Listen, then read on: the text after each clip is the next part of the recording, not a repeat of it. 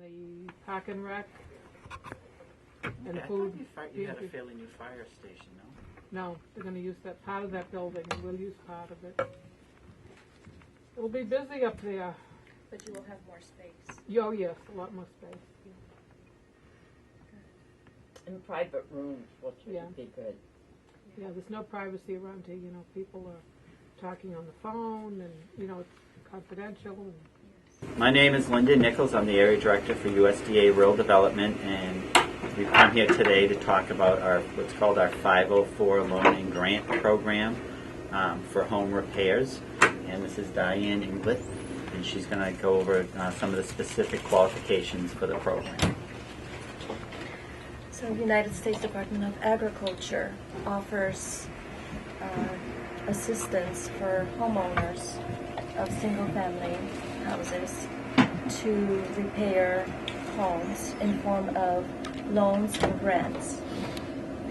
The loan can be for up to $20,000 at 1% interest rate for up to 20-year term. And a grant is in the amount of $7,500, and grant does not have to be repaid as long as you remain in the house for at least 3 years. If within those 3 years you transfer ownership or you happen to sell the house, then the grant needs to be repaid. The loan is offered to make improvements to the house, to make the house modernized, and it can only be done for a single-family house. There are certain restrictions as far as square footage, so the square footage has to be within 1,800 square feet or smaller. Those are the restrictions as far as modesty goes. Also, the value of the house cannot exceed $310,000. when you say the value, excuse me, you mean the assessed value? The assessed value, yes. Yes. So this program is offered to very low-income individuals.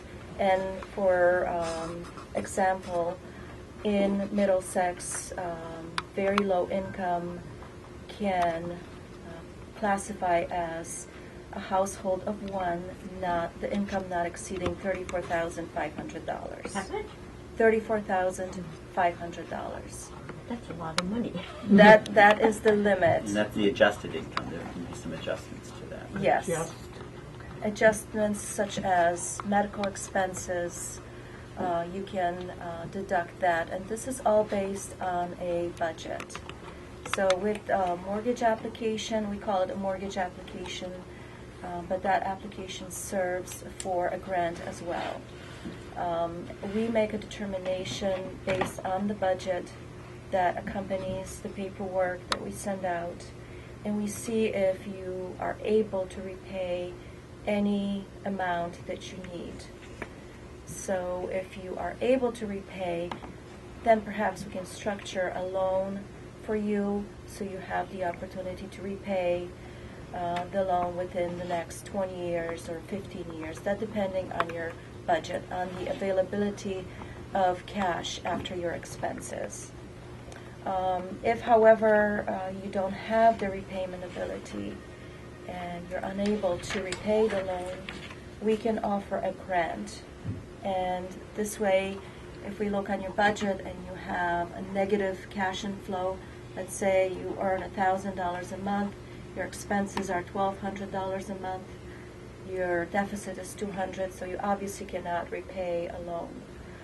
We would then go and look at the estimates that you provide and see how much funds you need to be able to support your repairs, and if it's anything below $7,500 or less, we can offer a grant, and then obviously you don't have to repay that.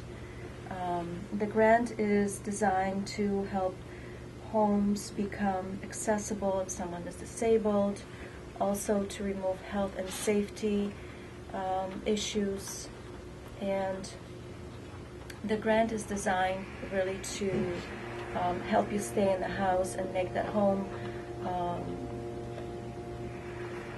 more safe and be accessible, where a loan can be to make the home either weatherized or be more modernized. And for loan, we don't have as many restrictions as for the grant. So loan funds can be used to put a siding on a house, to replace windows.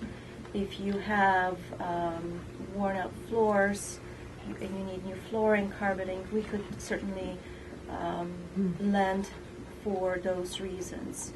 Most of our clients who obtain grant have used that grant to repair roofs. We've put in a lot of new roofs on homes. We've installed wells, helped with septic.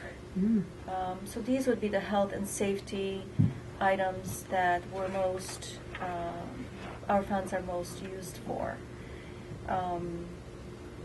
As far as loan goes also, what we're looking for is not only the repayment ability, but we also look at your credit. So the credit has to be, it doesn't have to be stellar credit, but it has to show at least willingness to repay a loan. So if you have a lot of charge-offs or collections, then it would be tough to get into a loan situation. But if your credit is in a good standing, then a loan can certainly be something that you could obtain and help you with modernizing and repairing your home. We just had a loan for someone who had a failed septic system. Because they were elderly and their income was very low, and the estimate that they submitted was over $7,500. Their cost was about $19,000 for the septic. Ooh. But because there were those conditions met, that they were 62 and older, they had a very low income, and the loan wouldn't work for them because they didn't have that much repayment ability. So how we constructed this assistance for them was we gave them $7,500 in grant to reduce the loan amount because they were only able to repay, I think, $11,500 over 20 years. So they took advantage of our combination assistance, loan and grant combination. So if you're able to repay a loan and you need more than $20,000, we could put a assistance for you that would support $27,500 in total assistance and do most of the repairs or all the repairs. The $20,000 would need to be repaid over a 20-year period at 1% interest rate, and $7,500 would be forgiven in the form of a grant. So the grant portion, you have to be 62 years or older, but the program isn't limited to seniors. The loan program can be any single-family homeowner who fits the income guidelines could apply for a loan. So a young family that needs some home repairs could apply for the loan program as well for repairs. It's just the grant portion that you need to be 62 years or older to be eligible for a grant. Do you consider a townhome as a home? Condominiums? Yes, it's like we'd have to look at the. We would have to see if it's Fannie Mae approved. Pardon? If it is a Fannie Mae approved townhouse or condominium. Condominiums are a different form of ownership, so any condo will not be able, we would not be able to lend on. But if your condominium is Fannie Mae or HUD or any GSA approved already, then we could possibly do it. And your condo association would know if it is a Fannie Mae or FHA approved. A lot of them are. I mean, more are than aren't. No, I don't think so. Is it a very small complex? 66. Pardon? 66 units. condos. Condos. You can check with them, though. I would still check. I mean, I live in a low-income one, but it's, my problem is it's a 55 and older, but there are no safety bars in the bathroom. There are no, there's a lot of things that are, I feel, unsafe for me. I mean, you can get those ones that you just stick on the wall, but they slide off. Right, don't right. You know. Yeah, It's worth talking to them, and if they have any questions, they can call us directly, and we can Okay, discuss with them. my problem is these units are not, they're about 9 years old, Mm-hmm. and where you keep your pots and pans in the bottom unit in the kitchen, when I get down to get the pots and pans out, it's kind of hard to get up. Right. So I was wondering if that type of a loan would help. I put bars like in the bathroom, and put a pull-out drawer in the one cabinet where my pots and pans are. Those are all reasonable accommodations, and those would even be grant eligible as well because Yeah. it's an accessibility issue. Yeah, and I have linoleum in the kitchen, which keeps splitting. Mm-hmm. We glue it down. It's been glued twice down. I see it starting to come up again. And I can always keep gluing it down because I don't know how much. I mean, I'm 91, so who knows how much longer I'm going to be around. But All of those are eligible purposes. Yeah, We would just need to clarify the ownership part of it to see if it's an acceptable What is association. the name of your condo association, condo complex? it's called Arbor Glen. It's a 66-unit built by Pulte Oh, Okay. in about 9 or 10 years ago. I can look on the website for the Fannie Mae. Not all the Yeah, I agencies think it's have probably website.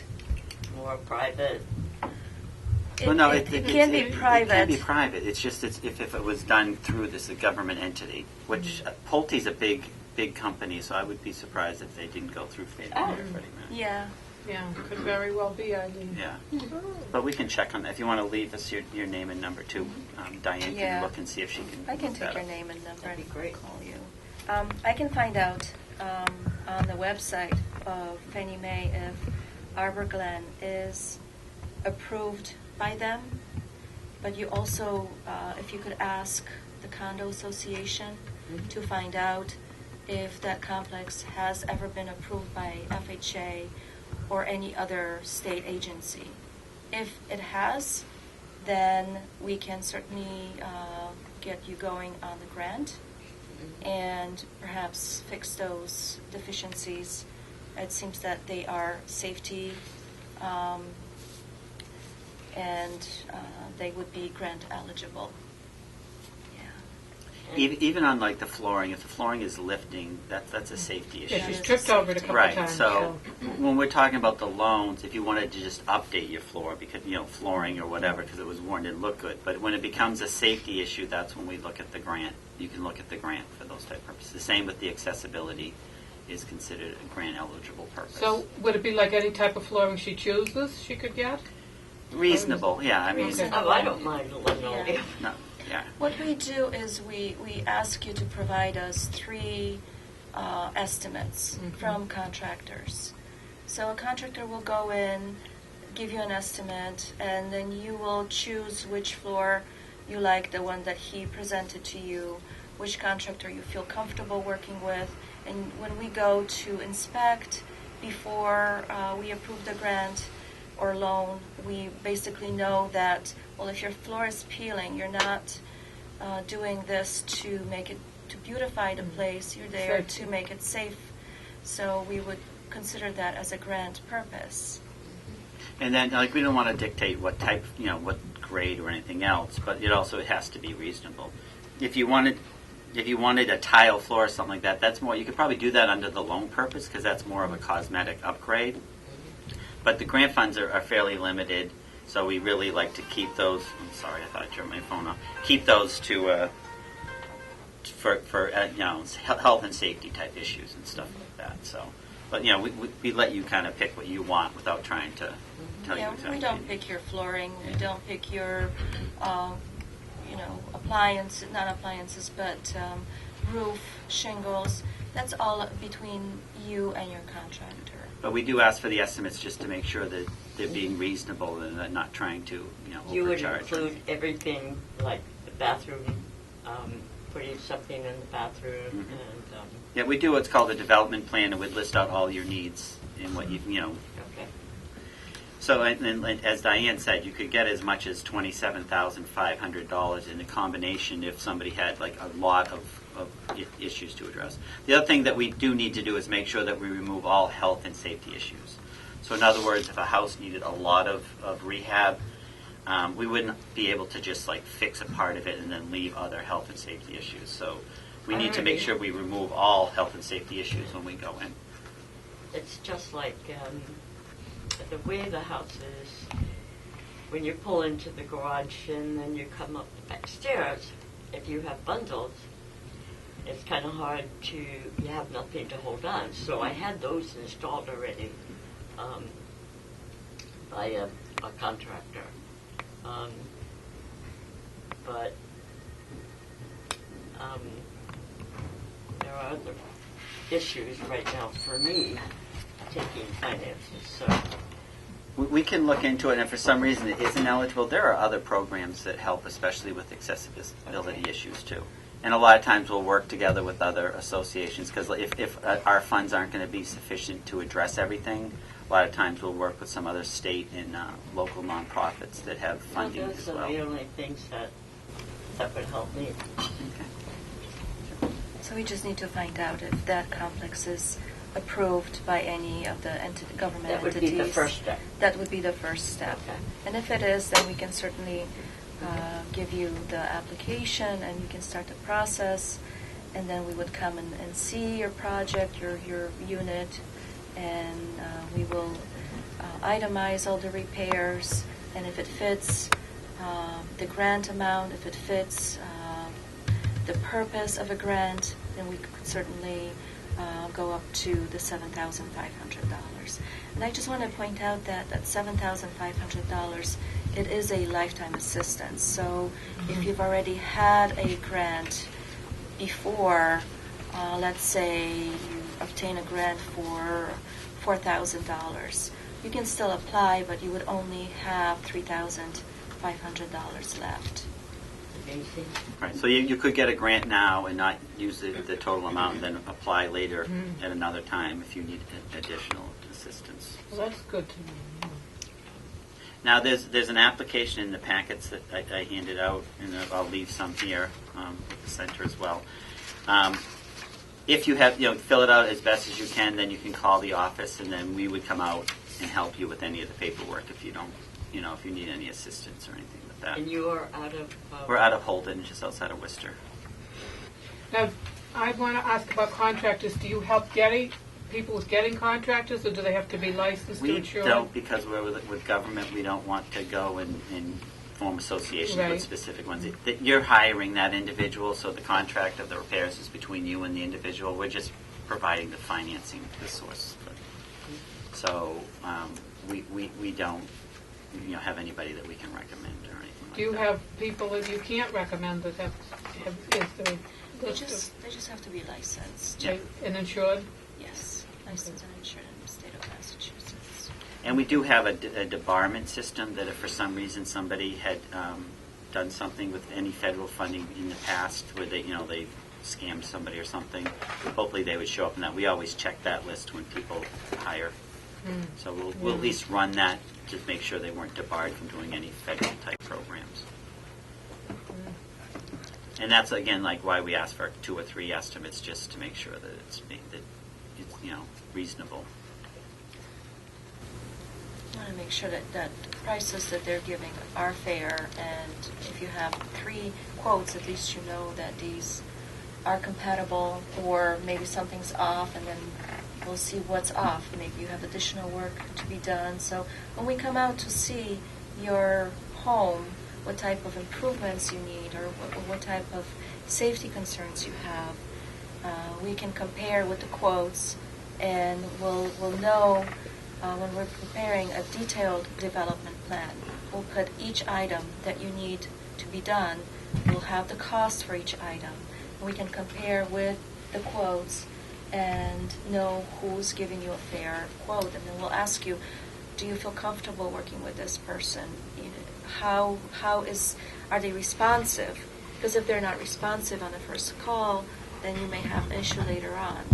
And also what's important is once you pick your contractor and you are approved, just to let them know that we will bring the check with us when the work is completed. So we don't want you to be to have unfinished project where somebody gets 50% of funds up front and then they walk away and then you have to worry about your home not being completely repaired. So what we will do is once you are approved, we'll send you a letter, and the letter will specifically state that you have been approved by Department of Agriculture for X amount of dollars to complete repairs on your home. And you can show that to your contractor so they know that those funds are sitting and waiting for the work to be completed. Once the work is completed, we'll go out and verify that the work has been done, it's 100% done, and we will bring the check with us. So he gets paid on the spot. Do contractors ever complain about that? In your They're experience? pretty good. Those that are new are hesitant, but when we explain how the program works and that the funds are not waiting to be obligated, but they've already been obligated. Obligated means assigned to that individual. They are in the form of a check, and the check is made out to the homeowner and the contractor. They typically feel comfortable after that doing business with the government. Because they know the money's there. Mm. It's just a matter we need to make sure that the work's complete. So. Now, if a person needs, for example, painting and new carpets, new kitchen cabinets, things like that, maybe new appliances, are they covered? That would They be can all do loan. a loan. Yeah. They can apply for a loan Yes. and do the renovations that way. But Again- at like a 20-year, 1%, I mean, it's a pretty inexpensive payment. Yeah, Mm. it's You very need comfortable. It is, yes, that's a good deal. And like I said, that can be any family that's low, fits the very low income. Very low income. guideline. And the very low income is what? $34,500 For one For one person. person. For one person. And then it goes up depending on the number Mhm. of people in the household. Yeah. So, and then, like I said, there's deductions like $400 for an elderly household, $480 per child. So there's ways of adjusting. That's an adjusted income, your gross income.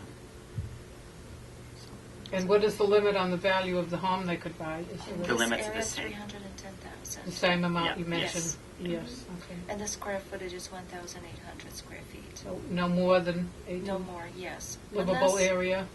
Yes, the above grade. Okay. Yeah. Unless there's a large family, we can always apply for an exception and ask our state office for an increase in that square footage. Mm. But this program offers individuals and families who are not only very low but also low income to purchase a house with no money down. This is 100% financing, and it doesn't come with a private mortgage insurance, and the interest rate, currently our note rate is 3.25. The term is 33 years, but we also can extend it to 38 years to make the monthly payment more accessible, and that 3.25% interest rate many times is subsidized, and the borrower pays 1% interest rate. Mm. So it really is making home buying affordable and allows for a larger mortgage. And it really is this program is trying to get individuals to become homeowners and not rent. And that we do not compete with a bank. because we also have special guidelines, for example, the income guideline. So if someone is above the very low or low income, we would refer them back to the bank. Or we also have another program, which is a guaranteed program offered through the banks. And that also gives a potential home buyer the opportunity to finance with no money down. We also have senior housing complexes that we finance that provide subsidies, rental assistance. So if you have somebody that no longer can stay in their home, that they're looking to get a subsidized apartment or something like that, we also have facilities that provide that. All over the place? Yeah, well, we have one in Bolton. We have in Harvard, Pepperell. We don't have one in Stow, but we do have them, throughout the state in different locations too. So if you have somebody that needs assistance in moving into a more reasonable apartment or something like that, we also have resources for that. That's good to know. Wow, amazing. Well, we have 32 loan and grant programs. So, Wow. well, we won't tell you about all of them. Do you do refinancing of mortgages if somebody's income has changed and they're at the potential of losing or needing to move out of their home? If they're in danger of losing their home due to a change in their circumstances, but in general, we don't refinance. Okay. But if there is If that's the risk. we've had divorce situations where the spouse can no longer afford the property, or it had a medical issue. So we will consider a hardship for refinancing, Okay. but as a rule, it's not a refinancing program. Okay. Only because most of our mortgages do have that subsidized rate. So if you have a loan through us, and let's say you got it 10 years ago and your income was low and you were paying only 1%, then as you build yourself up, your interest rate was at the fully amortized rate at 3.25%, and then all of a sudden you're facing a divorce situation, so your income is declining again. So you don't have to incur the expense of going through a refinance. We can just give you a subsidy back, and you end up paying 1% again without having to pay the attorney, doing the title work again, all that expense that adds up to refinance with a different term and condition. Right. Okay. Sometimes we have somebody who needs something in a hurry, like it's an emergency. Like one time a person came in here and said she had no hot water heater, things like that. So We can that will be allow done? them to do the repair and still be able to process the application, and we will ask for emergency funding in that case. Okay, So that's good. if to it know. is, you have no water, Yeah. no heat, something like that, we don't expect you to wait to go through the process. We would go back. We would allow that to happen and go back and go through the process. Wow, that's a big help. But it has to be something like that. Not the new kitchen floor or the cabinets or anything. How long has your department been doing this? Since the Depression. The It's been a 30s? lot of years. And I think I started then. No, a lot of years. And a lot of people in the communities, do utilize it. It's just people.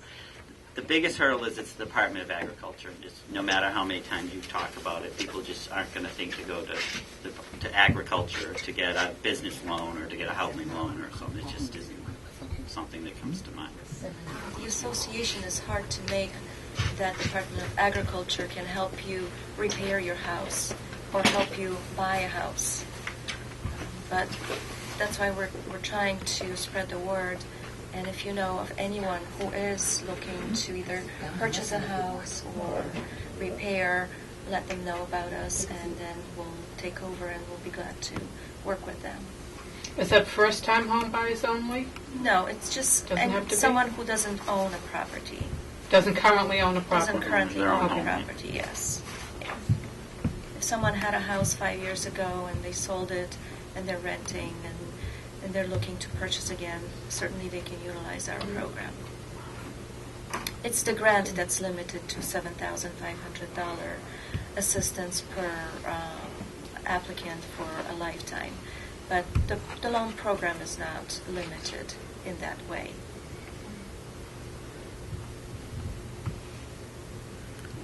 So the consumer just has to call one number?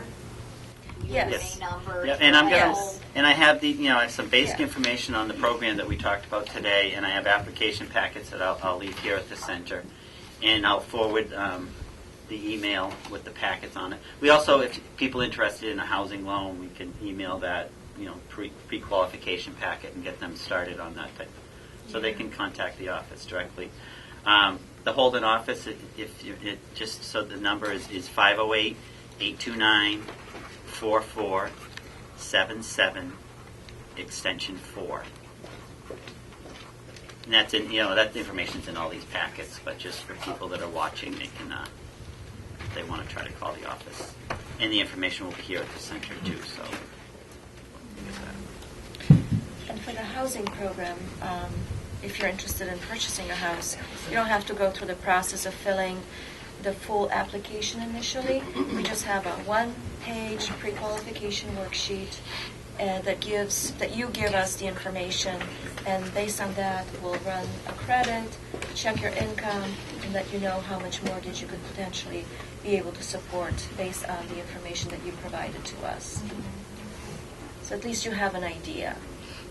And then if you choose to go forward, we can send you the full packet, and that would be the same application that the 504 program utilizes. That's why I said don't feel challenged that it's so many pages. We utilize the same paperwork for a couple different programs, so some items may not pertain from program to program. And if you need help, you can always call. Always call, yes. Yeah. So this could potentially cover like wheelchair ramps and exterior? Yes. Absolutely. I didn't even think about that. Yeah, sometimes we get people who need ramps. Yes, this is designed to make, the program is designed to also allow for properties to be accessible and make those improvements. Good. As I said, even we do senior centers, but we also do like equipment and stuff for centers. That all would have to go through the town and stuff. If that was something that you were interested in. But we do have programs for that as well, for finance, buildings, equipment. The whole premise behind it is, and the reason we originated is we want to be able to assure that rural communities have all the same opportunities that you would have in an urban or city, so that you have jobs, housing, businesses, health care, education, that you have access to all those same, things that you would have in an urban setting. And that's why we have so many programs and we concentrate in rural communities. And that's just defined by population, which mainly means that we can't go into cities. Like we don't go into Boston, we don't go into Worcester. But most of the other surrounding towns and stuff we participate in. Are there other agencies that would cover a city? You have your HUD, Mm-hmm. and there's a lot of other federal agencies that go into urban areas, and there's a lot of other programs that are specifically urban, related. So. MS Housing has a big program for home improvement, and they offer loans from 0 to, I believe, 3%, and they go up to $30,000 in assistance. But that is a state-sponsored program, and if you go to www.messhousing.com, they have a website that lists their programs. We're not familiar with the details. I just know because they sent us a flyer. So if someone who calls us that is not located in a rural area, we just pass the information along so they can take opportunity getting their loans from them, their assistance from Mess Housing instead of Department of Agriculture, because we're strictly restricted to the rural areas. But we do work with Mass Housing and other, like say CDCs and entities that provide, weatherizing and other federal and state programs. So we try to tailor those in with our programs, so that if you do need more than what we can assist you with, we can try to help you find other funding for those type purposes. Combine the assistance to give you the greater opportunity to fix your home. remove all the safety hazards and make it accessible and improve and modernize. Who knew? Well, We weren't some people aware know, of this program. thankfully. Well, I read about it in a magazine initially, and that's when I started to do research. But we didn't know about this prior to this. Well, we appreciate you having us out here to talk about it. So it's tough to get to every town to go Right. and speak to. Yeah. We have a website that you can go in and look at different programs that we offer. As Lyndon mentioned, we have over 30 products that are for different entities that are located in rural communities. And that website is www.usda.gov, and you can access it any time of day and night.